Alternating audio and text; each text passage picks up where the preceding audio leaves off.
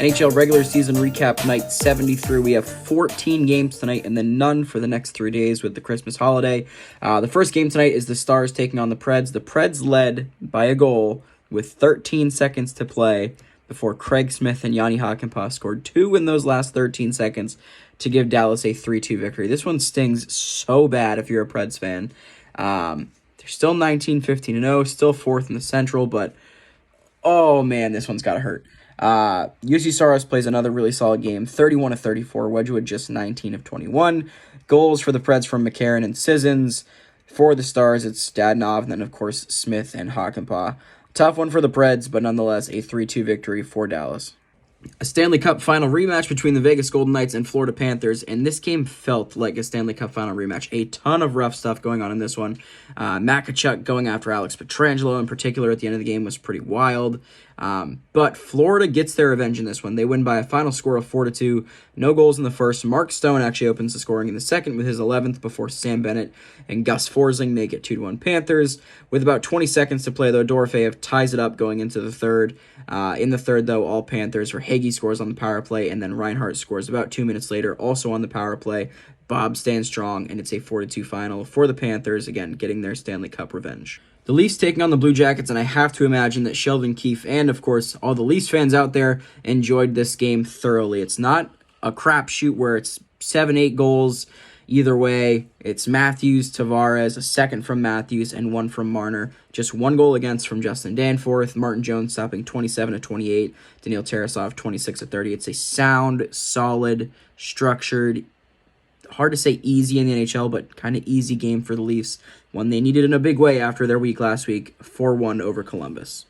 The Devils taking on the Red Wings, and the Red Wings looked pretty good early in this one. Patty Kane opens the scoring with his 5th of the year. Meyer ties it up about 5 minutes later, though. In the second, Shane Gostisbehere with his 7th of the year. He's been playing really, really well lately. Makes it 2-1 Red Wing, where it stays until the third, where Meyer again and Toffoli both score, making it a 3-2 win for the Devils. Michael Hutchinson was actually very good in this one. He stopped 33 of 36, had some wild scramble plays where you'd maybe like to see him be a bit more structured, but all in all, you can't really ask for more from your 4th-string goalie in the organization.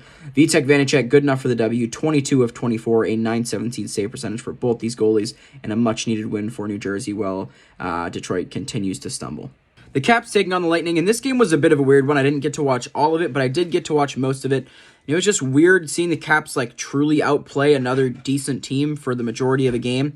They outshoot Tampa in all 3 periods and in the overtime.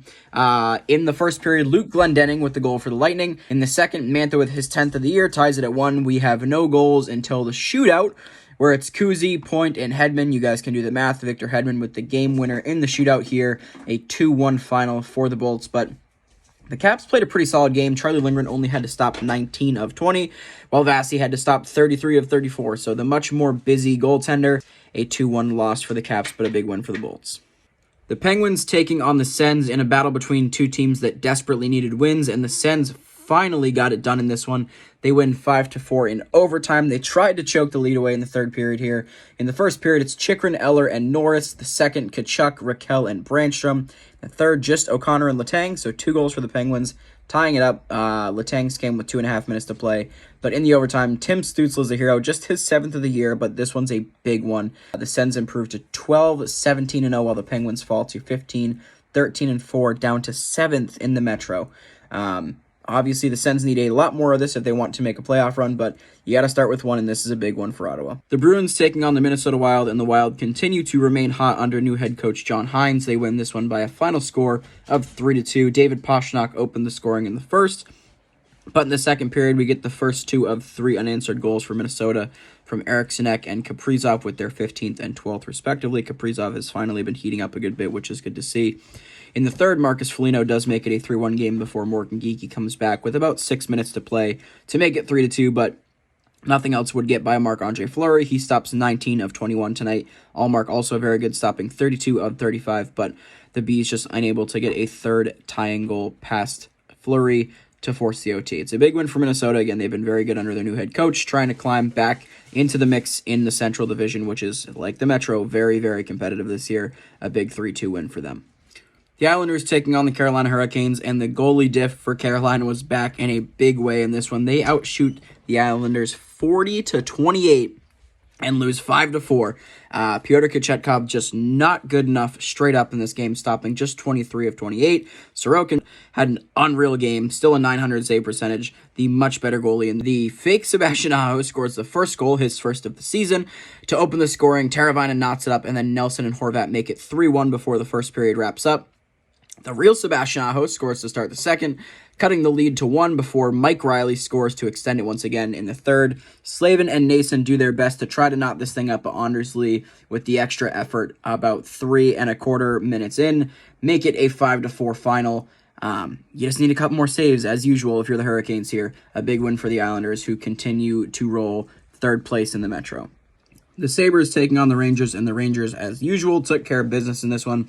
Ryan Lindgren and Artemi Panarin score in the first. Dahlin does cut the lead in half, and then Jack Quinn ties it in the second before Zibanejad once again retakes the lead for the Blue Shirts. Casey Middlestad does tie it for us in the third, forcing OT, but on this overtime goal, I don't know what UPL is doing. I know he's got to, cover a sharp angle on Zibanejad, but he goes swimming in an Olympic-sized pool trying to cover that angle, leaves Chris Kreider wide open in front. Rasmus Dahlin half looks like he's trying to cover him, half looks like he's ready for his flight home to celebrate the holidays with his family. And it's a 4-3 overtime win for the Rangers. A good point for Buffalo, but you need 2 points if you want to try to climb back into the playoff race, and right now it's just not happening for them. So the Rangers maintain their strength. Buffalo continues to struggle. A 4-3 overtime final in this one. The Blackhawks taking on the St. Louis Blues, and there's really only 3 things you need to know from this game. Number 1, Jordan Binnington stunk. 5 goals against on 20 shots. Number 2, Connor Bedard hit the Michigan in the first period, so that was fun. And number 3, the Blackhawks blew a 5-2 lead in the third. A 7-4 final. I don't know how Chicago managed to blow this one, but they found a way in typical bottom feeder fashion. A 7-5 final for St. Louis. It's a big win for them, and frankly, kind of an impressive loss for the Blackhawks. That's all I got. 7-5 Blues. The Ducks taking on the Seattle Kraken, and I think the Michigan might have been cursed tonight because Trevor Zegras also scored one, and the Ducks lost to Seattle. So Bjorkstrand and Dunn score in the first to make it 2-0 Kraken after 1. In the second, Frank Vetrano with his 15th of the year on the power play cuts the lead in half. In the third, though, Tatar with his 3rd of the year, and I believe first as a Kraken, makes it 3-1 before, of course, Trevor Zegras hits his own Michigan, but once again, just not enough for the win. Joey Decord, very good in this one, stopping 32 of 34.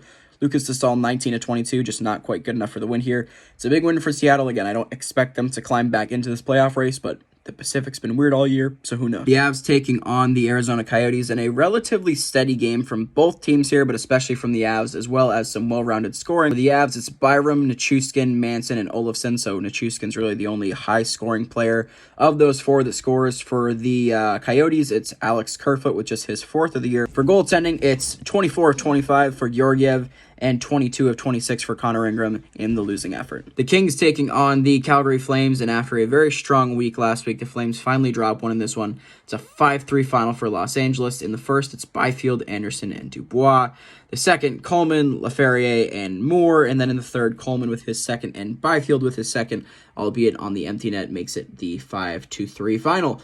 Not really too much to talk about in this one. I didn't get to watch a lot of it, so I'm kind of just stuck scoreboard watching here, but big win for the Kings, who maintain their 3rd spot in the Pacific Division. Calgary still in 4th. They have a ways to go before they catch Los Angeles. 14th and final game of the night here. The Canucks taking on the San Jose Sharks, and this one went exactly how you'd expect between the first-place team in a division and the 8th-place team in a division. Not going to go through everything, but Kuzmenko with 2 goals here, either trying to boost his trade value or trying to make a case to stay on the team. Teddy Bluger with 2 assists. Mario Ferraro with 3 assists. Neither goalie was great. Mackenzie Blackwood had a real stinker in this one, stopping just 19 of 25. Demko with 21 of 25.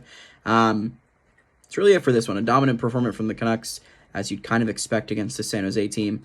So that's it for NHL regular season recap, night 73. We will see you guys on Wednesday for the return of NHL action, but I will be doing daily recaps for the World Juniors and tacking those on top of the NHL recaps once they start overlapping. So we will still talk to you guys tomorrow. Have a good one.